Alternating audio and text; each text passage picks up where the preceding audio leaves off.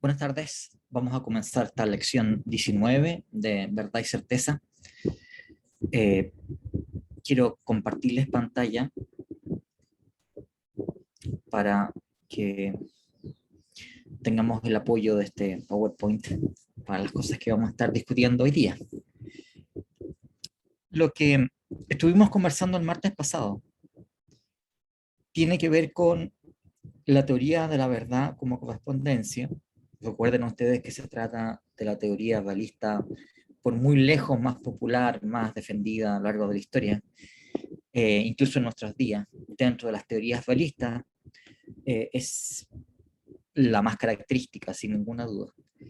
La teoría de la verdad como correspondencia ha sido objeto de varias críticas, algunas bastante clásicas, eh, y la clase pasada estuvimos conversando acerca de un tipo de objeción que se dirige contra la teoría de la verdad como correspondencia y que tiene que ver con cómo es que o en qué consiste esa famosa correspondencia de una proposición con los hechos del mundo. ¿Cómo se hace esa comparación?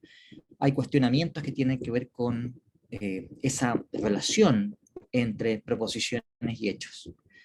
Estuvimos conversando acerca de la la respuesta que se da a este problema, y es que la intuición de que la verdad consiste en un tipo de correspondencia entre lo que se enuncia en una proposición y cómo son las cosas, aparece no de lo que nos resulta evidente u obvio cuando nosotros nos percatamos que una proposición es verdadera, sino que más bien resulta de lo que nos aparece, los tipos de experiencias que nos surgen y las intuiciones que se despiertan cuando llegamos a darnos cuenta que una proposición es falsa.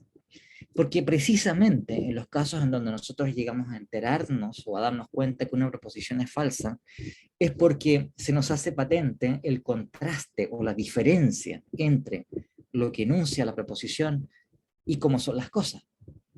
O sea, dado que lo que vale para la falsedad vale también para la verdad, tema que, recuerden ustedes, he insistido muchas veces durante el semestre, desde el que comenzamos estas lecciones, eh, dado que la falsedad se muestra como una diferencia entre la proposición y los hechos del mundo, que la verdad entonces habrá de consistir en los casos en donde no existe tal diferencia, en donde la proposición y lo que se enuncia el mundo corresponde. No hay disociación, no hay decepción, no hay diferencia entre una cosa y otra. Eh, bueno, entonces estuvimos conversando sobre eso. Y el segundo punto que estuvimos conversando la sesión pasada, y que es el punto al que tendremos que volver ahora, tiene que ver con los problemas que surgen con la suposición de que toda proposición verdadera ha de corresponder a un hecho. ¿Por qué razón? Porque si es que esto vale de manera general, si es que la verdad consiste efectivamente en correspondencia con hechos, entonces cualquier sea la proposición de la cual estemos hablando, debe haber un hecho al que una proposición verdadera corresponde. Claro, para proposiciones, por decirlo así, positivas, esto no es un problema, no es un problema pensar en qué tipo de hecho es aquel al cual corresponde la proposición que mi Sifusa es un gato, ¿no? O que, qué sé yo, Chile jugó con Paraguay, eh, o etcétera, ¿no? Sino que los problemas surgen cuando pensamos en proposiciones negativas, proposiciones que están diciendo que no hay entidades de cierto tipo, no existe nada que satisfaga tal o cual descripción. Eso sucede en proposiciones como, por ejemplo, que no hay orcos, no hay unicornios, no hay chupacabras o qué sé yo, ¿no? Lo que quiera que sea. Y un caso también de proposición negativa, aunque esto resulta menos obvio a primera vista, es el caso de proposiciones generales, proposiciones donde estamos diciendo que toda entidad que satisface ciertas condiciones satisface otras. Por ejemplo, si decimos que todos los gatos son mamíferos, o los caballos son mamíferos, si decimos que todo cuerpo que posea masa ha de atraerse con otro cuerpo que posee masa, Bueno, estos enunciados son enunciados que valen de manera universal y que, tal como estábamos explicando la sesión pasada, en realidad lo que están diciendo es que no existen en el mundo entidades que satisfacen cierta descripción. Esto es, no hay entidades que satisfagan el antecedente de este enunciado y que no satisfagan el consecuente. Si decimos, por ejemplo, que todos los caballos son mamíferos, esto es equivalente a decir que no existe nada en el mundo que sea caballo y que no sea mamífero.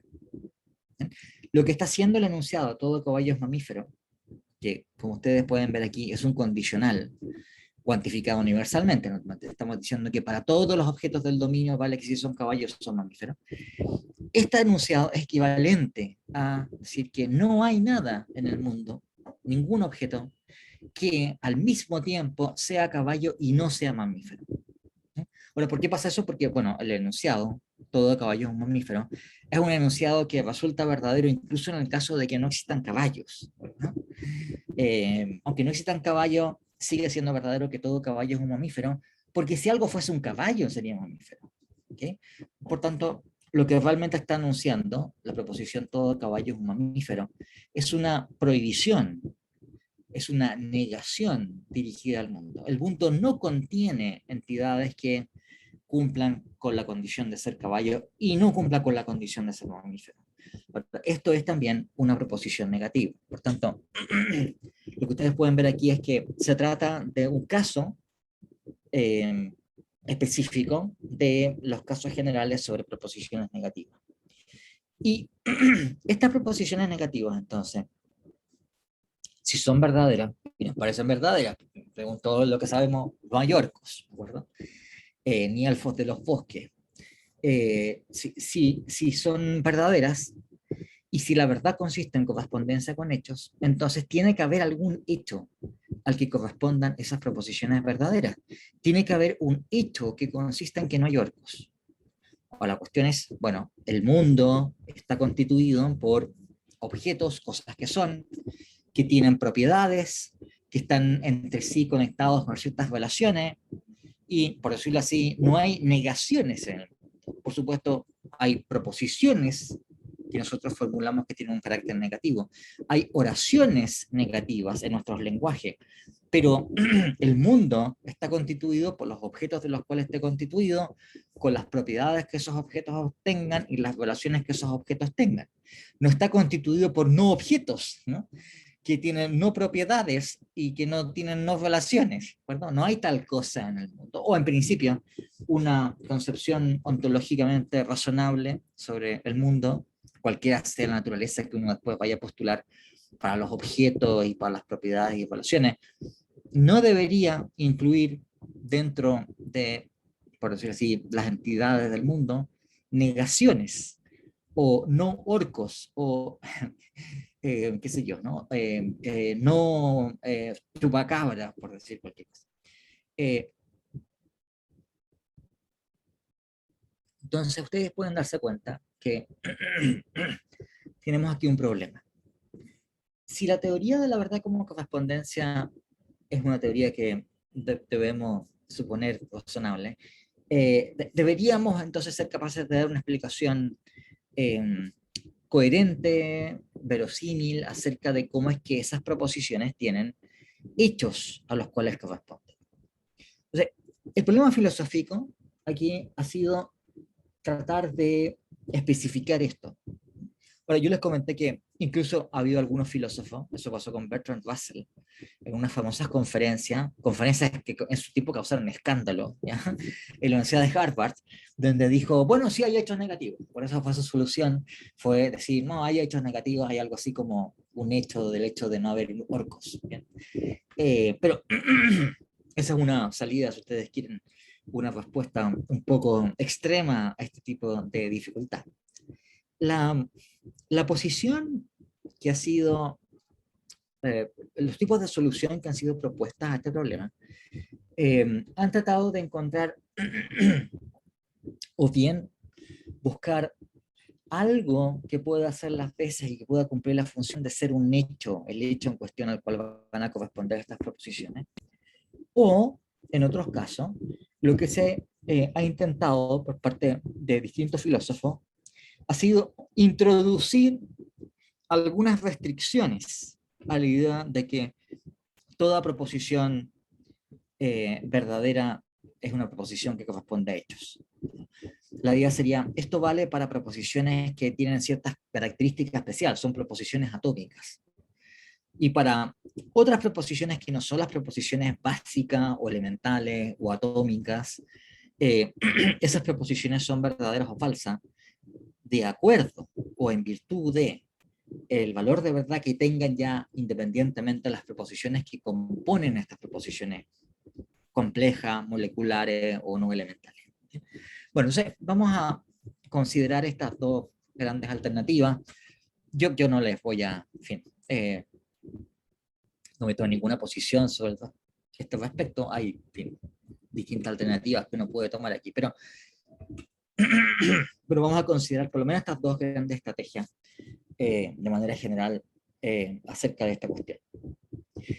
La primera alternativa es una alternativa que ha sido propuesta por ejemplo, David Armstrong, y que lo que sostiene es que los hechos negativos, o aquello que nosotros denominamos hechos negativos, son en verdad hechos de totalidad, en un sentido que Armstrong especifica, ¿no? Tal como les comentaba, si es que uno va a tratar de considerar qué son los hechos que constituyen el mundo, tendrán que ser los objetos que existen, que son cosas que existen positivamente, deben tener propiedades o características positivamente, ¿no? O estar en relaciones entre sí, que también habrán de ser relaciones positivas. Los hechos del mundo podemos suponer que pueden ser infinitos, digamos, ¿no? O sea, si uno supone que cada punto del espacio-tiempo, por ejemplo, bueno, tendremos automáticamente infinitos hechos para el mundo, pero los que quiera que sean los hechos del mundo, vamos a suponer que los tenemos enumerados aquí, del H1 a Hn, en que N podría ser lo que sea. ¿Bien?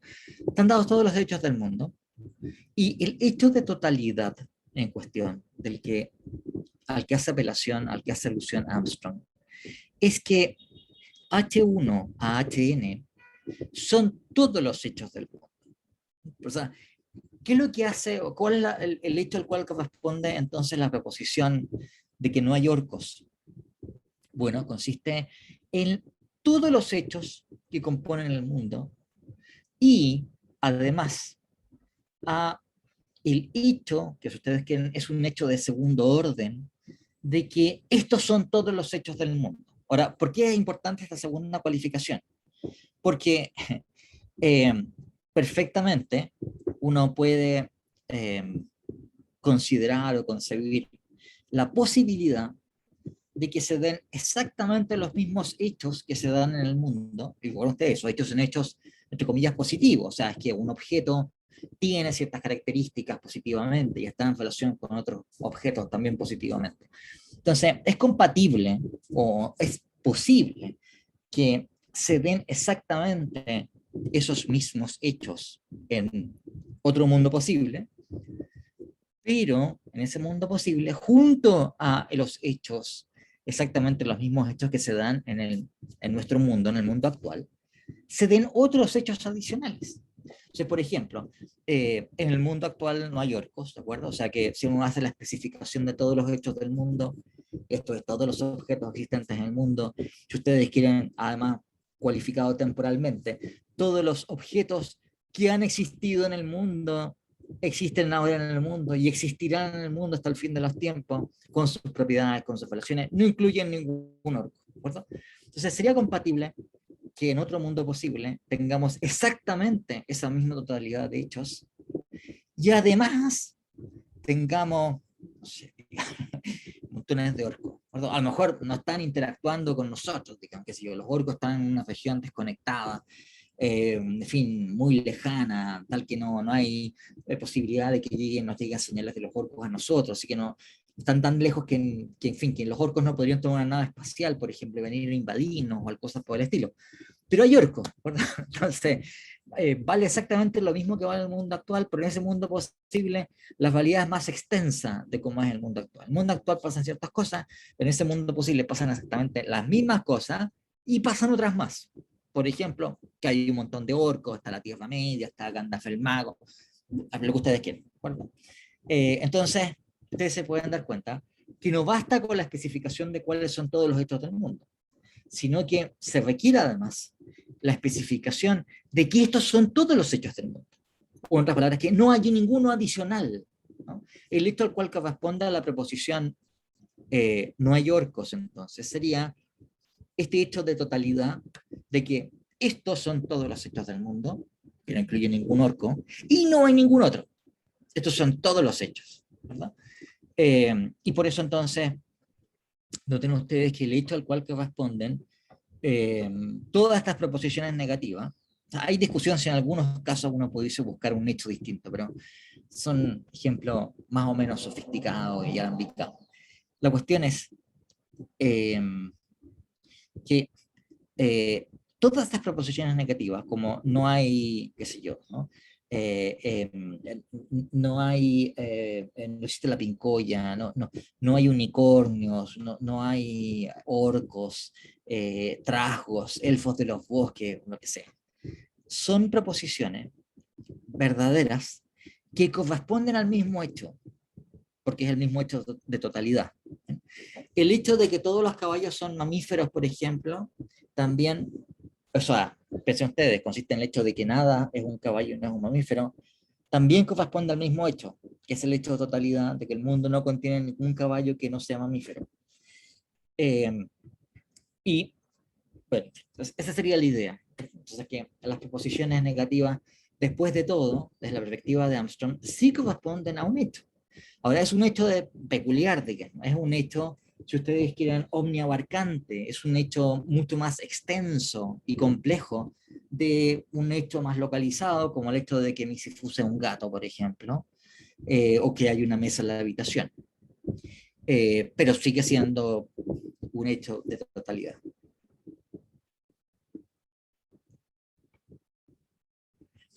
¿Qué problema tiene la alternativa de Armstrong sobre este tema? Que el hecho de totalidad eh, es realmente un hecho negativo.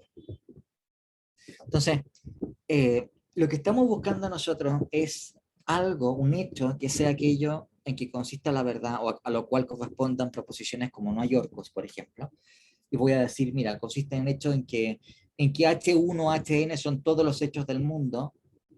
Eh, esto es, esto se puede formular lógicamente como diciendo, para todo hecho, en fin, lo que sea, X debe ser idéntico a o bien a H1, o bien o H2, o bien H3, y así sucesivamente hasta llegar hasta Hn, que es la numeración de todos los hechos, ¿no? Cualquier hecho existente en el mundo debe ser idéntico a alguno de estos hechos, y eso es lo que hace que sean todos ellos, ¿no? Pero este enunciado, este hecho de totalidad que consiste en que cualquier hecho debe ser idéntico a alguno de estos, es equivalente a decir que no existe ningún hecho, aquí le puse como h sub j, por decir algo, ¿no? Que no es una variable que tiene por rango hechos, ¿no? No hay ningún hecho h sub j que sea diferente de cada uno de los hechos, que son todos los hechos del mundo. Estas dos formulaciones son equivalentes entre sí, lógicamente, ¿no? Se sigue una de otra simplemente por operaciones lógicas de, qué sé yo, ¿no? Interdefinición de los cuantificadores, aplicación de la ley de Morgan. Y ustedes pueden ver que decir que no hay nada, no hay ningún hecho que sea distinto de H1 y distinto de H2 y distinto de H3, que es una manera de decir que estos son todos los hechos, es negativo. Me está diciendo que no hay algo que satisface estas condiciones. Entonces, ¿cuál es el punto? Que después de todo, el hecho de totalidad que sería ese hecho positivo, que es aquel al cual corresponde la proposición que no hay orcos, por ejemplo, es finalmente un hecho negativo también. Entonces, el precio que estamos pagando para evitar un hecho negativo, como el hecho de no, en fin, de no haber orcos negativos o lo que sea, es introducir otro hecho negativo. Bueno, el hecho negativo de no haber nada que sea distinto de la totalidad de hechos que componen el mundo. Lo cual no parece o no parece de entrada una solución adecuada al problema que estamos tratando. Bueno, entonces, ustedes pueden constatar cómo tenemos aquí una dificultad para esta manera de acomodar los hechos negativos desde la perspectiva de una teoría de la verdad como correspondencia. Les había adelantado, a todo esto, por favor, interrúmpanme con cualquier pregunta que tengan sobre esta y, en fin, y cualquier otra cuestión que les surja. ¿Okay? Tal como estaba comentando hace un momento atrás, una estrategia entonces que ha sido adoptada para enfrentar este problema ha sido esta de introducir estos hechos de totalidad, que son hechos de segundo orden, que es, por decirlo así, la totalidad de los hechos del mundo y el hecho de segundo orden de que estos son todos los hechos del mundo. Otra alternativa es, o ha sido sostener, que la idea de que la verdad consiste en correspondencia debe ser tomada de una manera restrictiva. ¿Okay? ¿Y cuál es la intuición central aquí? Que cuando uno considera el dominio o la totalidad de las proposiciones, esas proposiciones están estructuradas entre sí. Hay proposiciones que se generan por la combinación de otras proposiciones más ciertos conectivos lógicos. El ejemplo típico es que, qué sé yo, si ustedes tienen una conjunción de las proposiciones P y Q, la conjunción de P y Q se construye por la proposición P y la proposición Q. El valor de verdad de la conjunción de P y Q es un valor de verdad que está determinado por cuál sea el valor de verdad de P y cuál sea el valor de verdad de Q. Si ustedes tienen la negación de una proposición P, la negación de la proposición P es una proposición compleja porque tiene un tipo de estructuración lógica y de tal naturaleza que su valor de verdad está determinado por cuál sea el valor de verdad de la proposición que está siendo negada.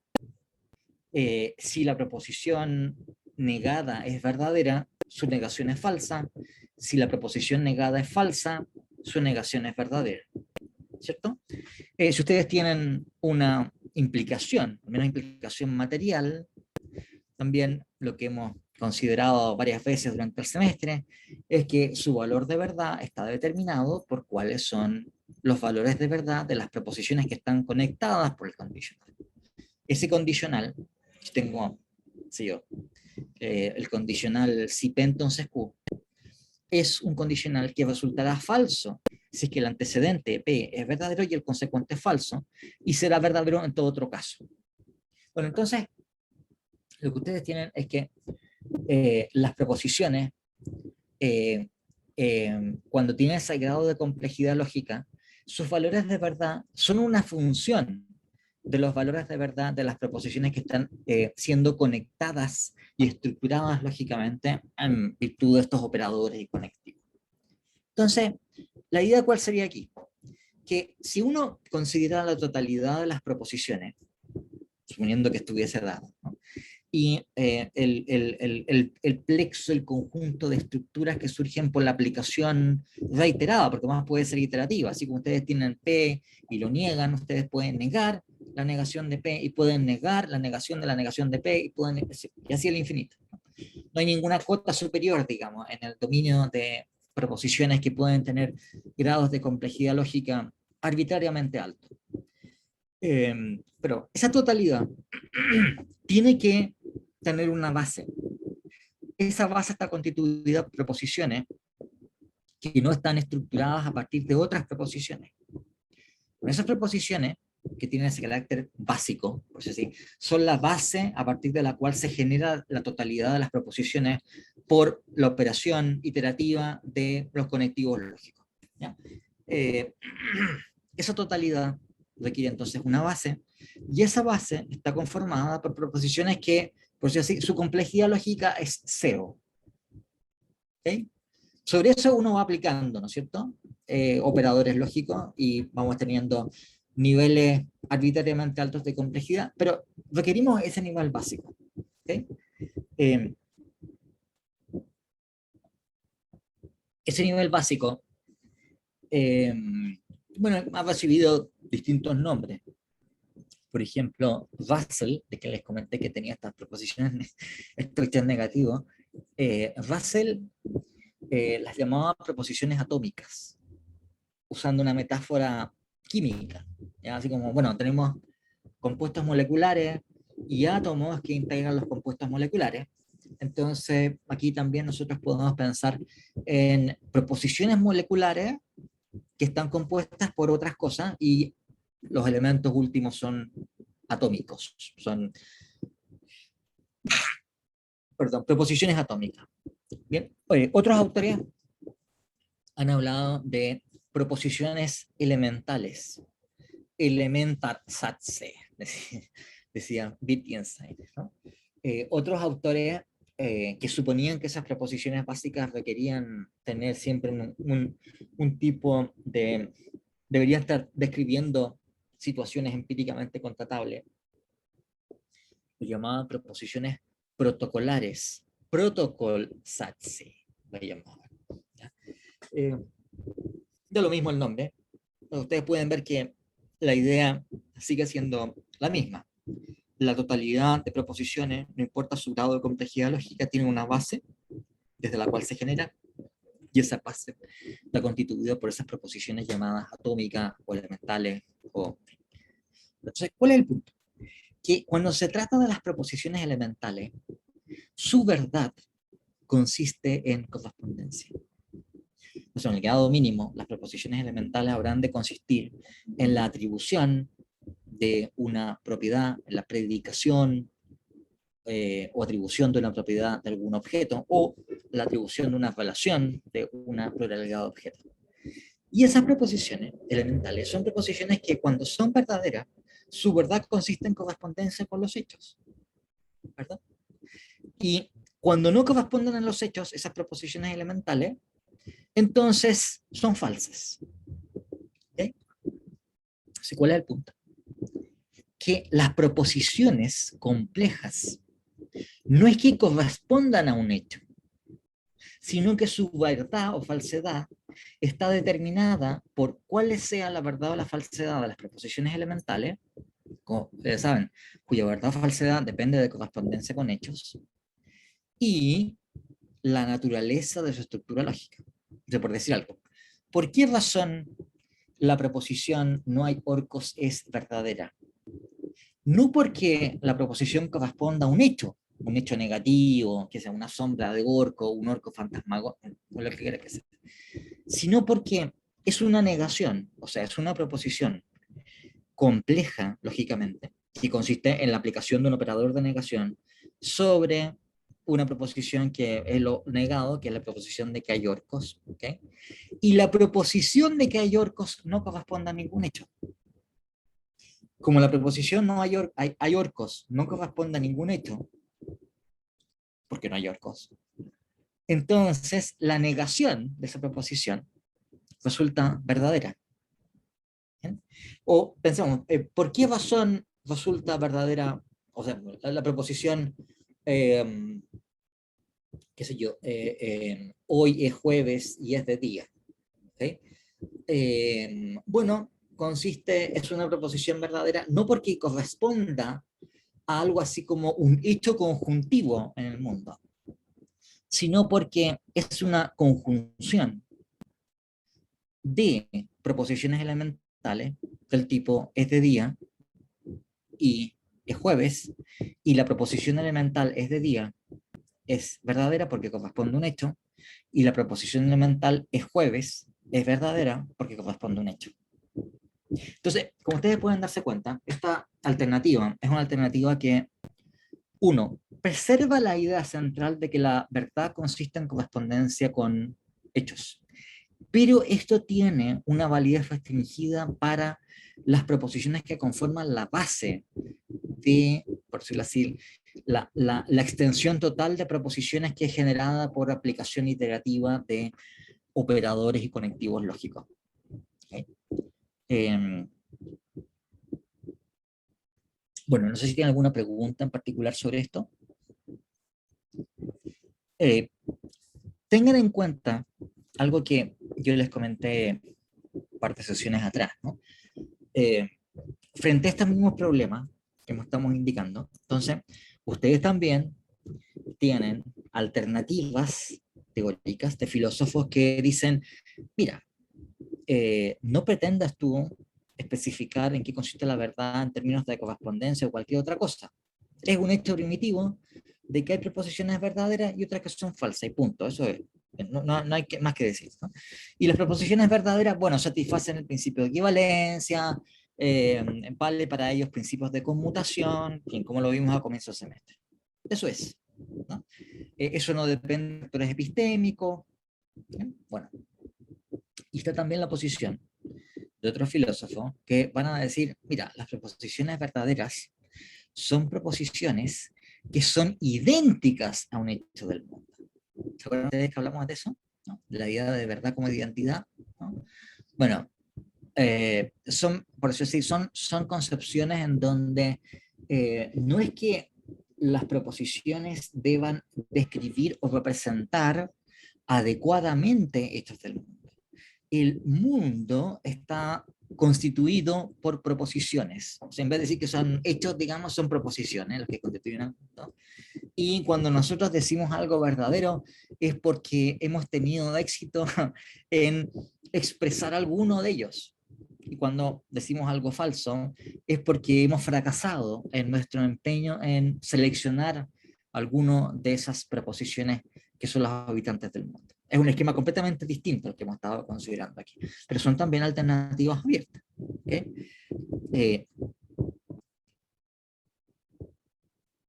bien, con esto yo quisiera cerrar este largo periplo que hemos ido haciendo a lo largo del semestre acerca de distintos tipos de concepciones acerca de la naturaleza de la verdad. Hemos hecho un periplo en donde hemos considerado distintas familias de teorías antirrealistas y ahora estábamos considerando teorías realistas de la verdad. Aunque habría, por supuesto, mucho más que decir, pero vamos a dejar esta consideración hasta este punto. Y lo que quisiera que comenzáramos a ver a partir de ahora, de esta sección, esta clase, tiene que ver con algunas ideas centrales de filosofía de la ciencia.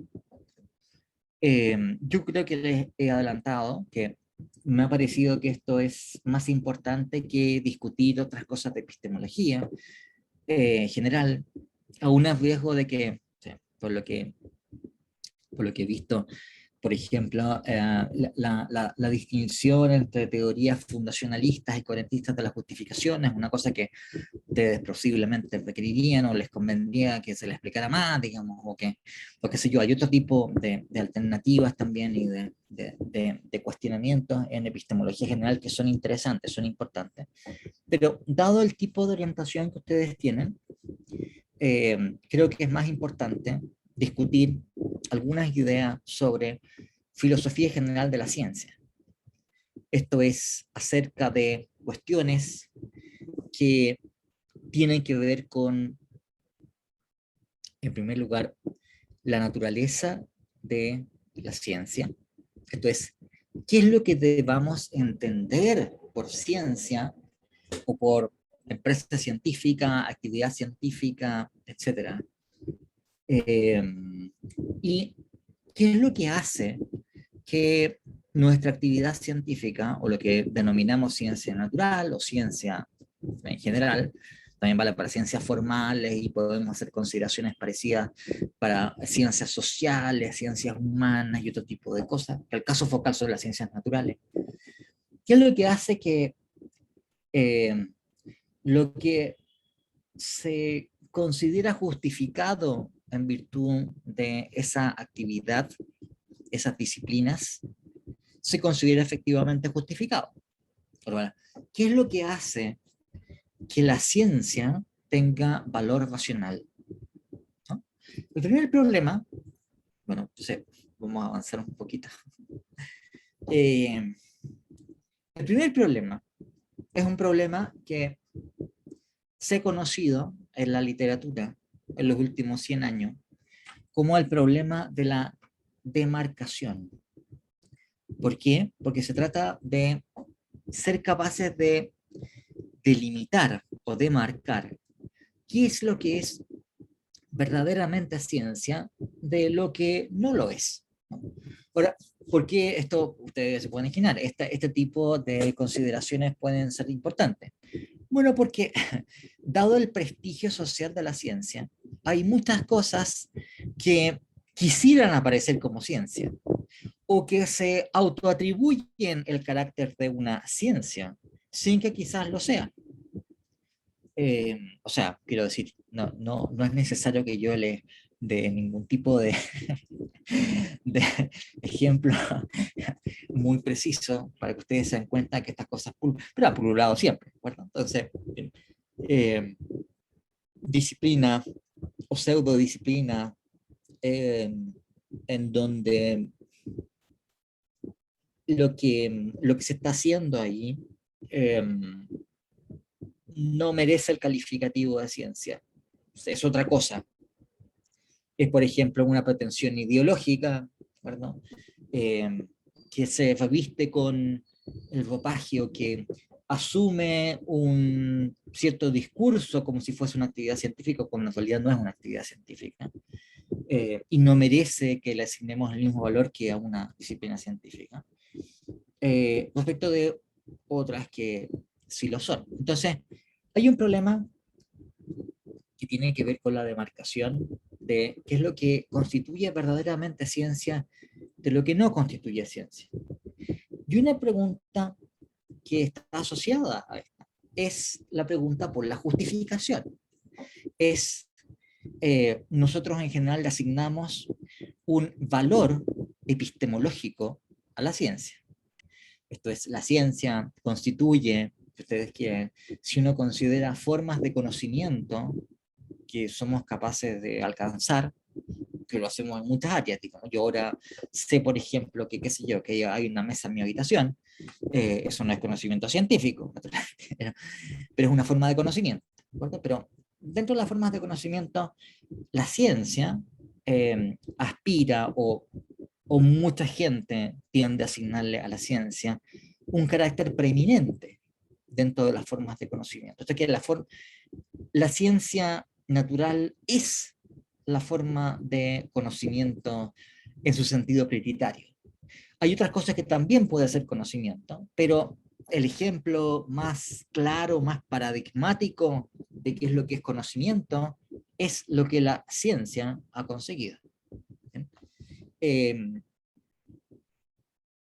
entonces la pregunta filosófica es decir, bueno, ¿por qué razón la ciencia está justificada? ¿Por qué razón hay que asignarle ese valor? Que por supuesto la respuesta que pudiésemos nosotros llegar a darle a esta cuestión podría ser negativa.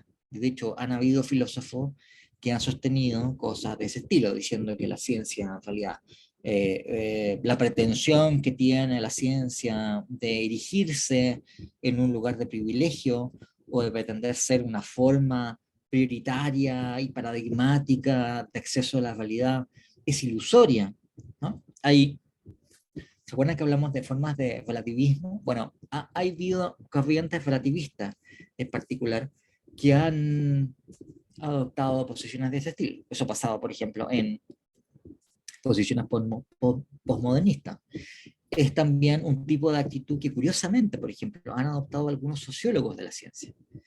O sea, están tan atentos a cómo es que se generan estructuras de poder, por ejemplo, en las comunidades científicas, que en algunos casos, algunos sociólogos de la ciencia han llegado a decir cosas como, no sé, el valor que tiene una disciplina científica como la física de partículas es un producto, un resultado de una dinámica de poder que se genera en los laboratorios, digamos, ¿no? Entre los que tienen un dominio y que mandan y los otros que obedecen, y al final que se le dé cierta autoridad a ciertas cosas tiene que ver con esas estructuras de dominio. Eh, Hay gente que ha sostenido cosas así, ¿no?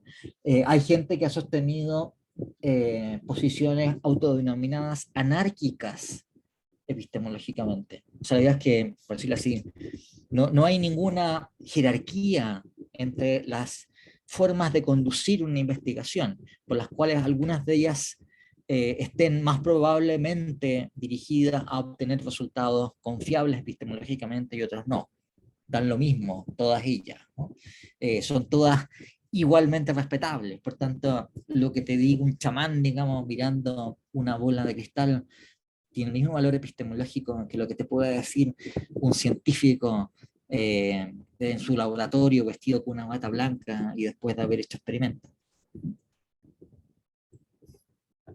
Hay respuestas negativas a esta pregunta, pero filosóficamente lo que importa es la pregunta. O sea, tenemos una cuestión aquí, que es qué es lo que hace que la ciencia esté justificada.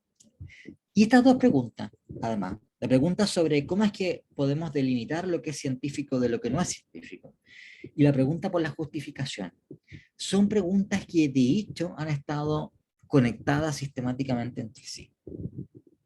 No digo que tengan que hacerlo, pero de hecho han estado conectadas entre sí. Entonces, lo que ustedes encuentran en la discusión filosófica sobre la ciencia es que ha sido frecuente, insisto que no es que tenga que ser así, pero ha sido frecuente que la posición que se adopta acerca de cómo es que se justifica la ciencia incida, tenga determine cuál sea la respuesta que se dé a la cuestión acerca de cómo es que se puede demarcar la ciencia de lo que no lo es.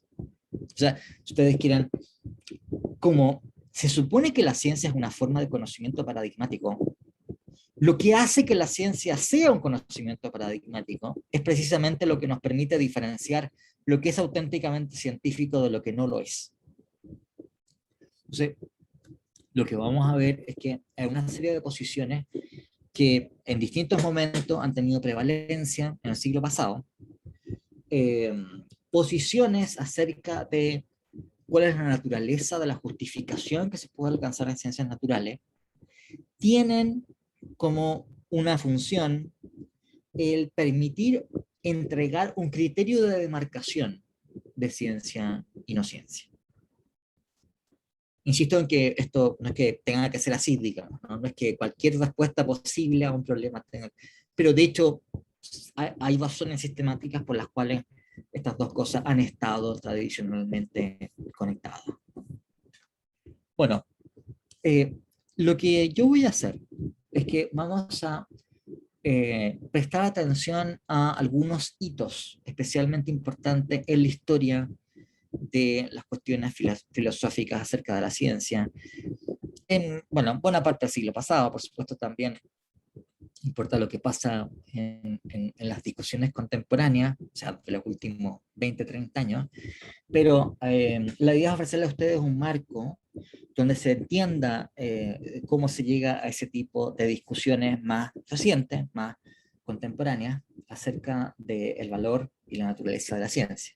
Entonces, vamos a hacer un recorrido histórico. Ahora, histórico, quiero decir, es bastante limitado, ¿no? No vamos a estar hablando sobre, qué sé yo, ¿no? Los antecedentes históricos de la teoría de la ciencia en Platón, como cosa que se puede hacer, ¿no? O Aristóteles, o qué sé yo, sino que vamos a estar concentrados a los desarrollos fundamentalmente en el siglo XX, ¿no? Y la idea es concluir con, entonces, una consideración de los problemas de filosofía general de la ciencia hoy día. Eh, claro, curiosamente, yo diría que en los últimos 20 años, una cosa peculiar que se ha ido dando en filosofía de la ciencia es que eh, ha perdido prevalencia el desarrollo de concepciones globales acerca de filosofía de la ciencia, así como una gran, por decirlo así, teoría acerca de la naturaleza de la ciencia y la naturaleza del conocimiento científico, eh, por discusiones más concentradas en áreas regionales. Entonces, lo que ustedes encuentran hoy día con más prevalencia son filósofos de la ciencia, pero que se dedican a filosofía con apellidos. Son filosofía de la física, o filosofía de la biología, o filosofía de las matemáticas, ¿no? Y tienen especialistas en estas áreas, y a veces ni siquiera en eso, sino que, qué sé yo, uno conoce gente que se dedica, no sé, a filosofía de la mecánica cuántica, por ejemplo, o filosofía de la relatividad general, o filosofía de... Sí, está todavía más concentrado en áreas específicas la discusión. Y también, otro punto que es propio de los desarrollos como más recientes, es la importancia de discusiones ontológicas acerca de la ciencia. También buena parte del siglo XIX, y ustedes lo van a ver, digamos, de manera bastante clara, lo que tiene, por decirlo así, el puesto preponderante es una discusión que tiene que ver sobre todo con cuestiones epistemológicas, sobre cómo está esto justificado, sobre cómo es que podemos derivar tal o cual cosa, sobre la estructura lógica, por ejemplo, las teorías científicas. Bueno, el siglo XX, este interés no es que haya desaparecido, pero ustedes ven una modulación en que ese interés persiste, pero su importancia ya no es tanta y en cambio pasa a tener mayor importancia la discusión de cuestiones acerca de la naturaleza de las entidades de las cuales tratan la ciencia natural. Pues algo así como la ontología o metafísica de la mecánica cuántica. O cuál es la ontología que tenemos que postular para el continuo espacio-temporal del cual trata la relatividad general, o cuál sea la naturaleza ontológica de organismos biológicos, por ejemplo. ¿Bien? O sea, ese tipo de cuestiones tienden a tener mayor importancia en el siglo XX, el XXI, no, el siglo pasado, ¿no? Ok, entonces, eh, lo, que, lo que vamos a estar haciendo entonces es partir con estas consideraciones, primero que nada, de contexto histórico del siglo XX, en el donde yo me voy a fijar en algunas contribuciones que fueron especialmente importantes, ¿no?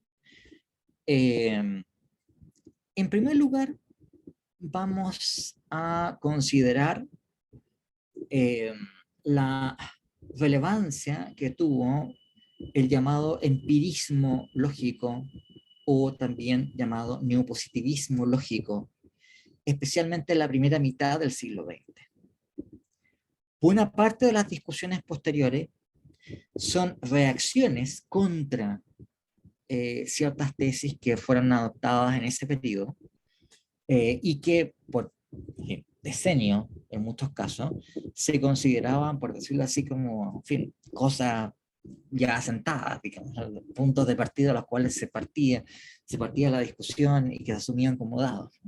Entonces, en la filosofía de la ciencia, lo que ustedes encuentran es que esa perspectiva desarrollada por el neopositivismo lógico, bien llamado empirismo lógico, eh, es objeto de una reacción que ustedes encuentran en los años 60, 70, y que da pie para las perspectivas posteriores. Entonces, en los años 60 y 70, eh, ustedes encuentran contribuciones, por ejemplo, como la de Popper, como la idea de las revoluciones científicas de Thomas Kuhn, como la crítica de Feyerabend a la distinción entre observación y teoría, como, en fin, una serie de contribuciones que, en fin, hay muchas cosas críticas que decir de cada una de ellas, pero que tienen un valor de reacción a las tesis que habían sido generalmente aceptadas en la tradición positivista anterior. Reaccionan contra esas posiciones, las ponen en cuestión, en algunos casos las preservan, pero transformadas, ¿no? Y hacia fines del siglo XX, entonces, ustedes encuentran esos debates modificados como discusiones entre lo que se llama el realismo y el antirrealismo científico. Ustedes recordarán que cuando yo les hablé sobre la distinción entre teorías realistas y antirrealistas, de la verdad, etcétera, etcétera, yo les dije, ojo, porque cuando se trata de filosofía de la ciencia, estos términos se entienden en un sentido distinto.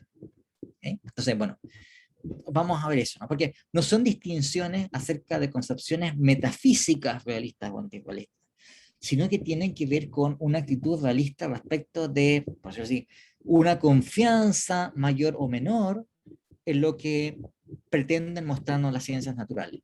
Las teorías llamadas realistas científicas tienen una confianza en que debemos tomarnos en serio las entidades postuladas por las teorías científicas, y las llamadas teorías antirrealistas, en cambio, tienen una actitud más distanciada, más escéptica. No es que sean escépticos tampoco, no que están diciendo que la ciencia... No, no, tienen una actitud, ustedes quieran, más cautelosa que la que tienen los realistas científicos. Y entonces ese es el plan que vamos a estar desarrollando de aquí a que nos quede este semestre. Va a ser esto también el grueso de lo que va a entrar en el examen. Recuerden ustedes que el examen es obligatorio, así que no cuestionen, o sea, no tengo ninguna posibilidad de eximir a nadie, digamos, porque son criterios uniformes entre todas las secciones. Pero esto va a ser el grueso de lo que va a estar considerado en el examen. ¿Okay? Bueno, entonces, la primera estación, por decirlo así, en nuestra trayectoria que vamos a estar siguiendo, tiene que ver con el tipo de posiciones que fueron adoptadas en general por estos filósofos que se autodenominaron a sí mismos neopositivistas lógicos o empiristas lógicos. Son filósofos que en fin, conformaron una comunidad. De hecho, había un círculo de filósofos que se autodenominó a sí mismos el Círculo de Viena. Ahora, estaban en Viena, efectivamente, ¿de acuerdo? Entonces, ellos hicieron un manifiesto, además, ¿no? Algo así como en esa época, comienza el siglo XX, piensen ustedes, habían manifiestos para movimientos artísticos, digamos, había un manifiesto dadaísta, un manifiesto surrealista, ¿no? Entonces ellos también se erigen a sí mismos como una suerte de movimiento cultural que elabora su propio manifiesto, ¿no? Centrado en esa capital cosmopolita que a comienzos del siglo XX además era de una eclosión cultural fantástica, que era Viena, ¿okay? La capital del imperio austrohúngaro. O sea, no piensen en fin, Viena como capital de Austria, que es un paisillo chiquitito ahora, sino que es un imperio de más de 1000 años de duración, extremadamente cosmopolita, y en donde, claro, esa Viena es la Viena de Wittgenstein, es la Viena de Freud, es la Viena de Hans Kelsen, es la Viena de, no sé yo, es la Viena de Brahms, de la música dodecafónica, es la Viena de, etcétera. No sé, ellos se inscriben como un movimiento cultural. Y tiene una serie de antecedentes muy importantes que es importante también mencionarlo, aunque sea brevemente, ¿no? El Círculo de Viena, que además, insisto, no solamente la gente que estaba en Viena, porque hay filósofos que estaban en otras partes en Europa y que son parte de este círculo, están discutiendo los mismos problemas que los miembros de este círculo. Y son filósofos que adoptan además posiciones cercanas a las de los círculos, de distintas maneras, ¿no? Bueno, entonces, hay una serie de antecedentes que tienen los filósofos del positivismo lógico o neopositivismo lógico. En primer lugar, tiene que ver con la continuación de un movimiento filosófico e intelectual del siglo XIX, que es el positivismo.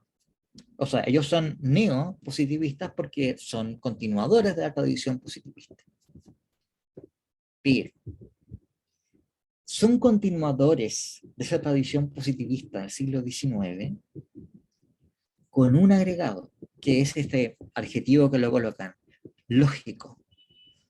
Porque, por decirlo así, la razón por la cual ellos son neopositivistas, ¿no? Es porque creen estar utilizando herramientas intelectuales mucho más poderosas que las que tenían a su disposición los positivistas del siglo XIX. Ellos están en condiciones, o creen estar en condiciones, de enfrentar una tarea intelectual y filosófica mucho más rigurosa, mucho más ambiciosa también que la que podían haberse enfrentado sus, por decirlo así, antecesores filosóficos del siglo XIX y de los siglos anteriores. Y eso tiene que ver con la desarrollo de la lógica matemática moderna y en particular de el desarrollo de los programas de reconstrucción lógica de la matemática y de, en fin, estudio de los fundamentos de la matemática que se habían desarrollado a fines del siglo XIX y comienzo del XX. En particular, Frege, Gottlob Frege, Russell, Whitehead, Wittgenstein, en menor medida. ¿Okay? Bueno, pero les dejo esto aquí porque no estamos con tiempo como para comenzar a desarrollar esto con mucha atención. Vamos a seguir entonces la próxima semana con estas explicaciones, contándole con un poco más de detalle todos estos antecedentes para entender qué es lo peculiar que tiene el positivismo lógico y por qué razón es una posición que fue filosóficamente muy influyente. Bien, eso es. Nos estaremos viendo entonces la próxima semana. Hasta luego.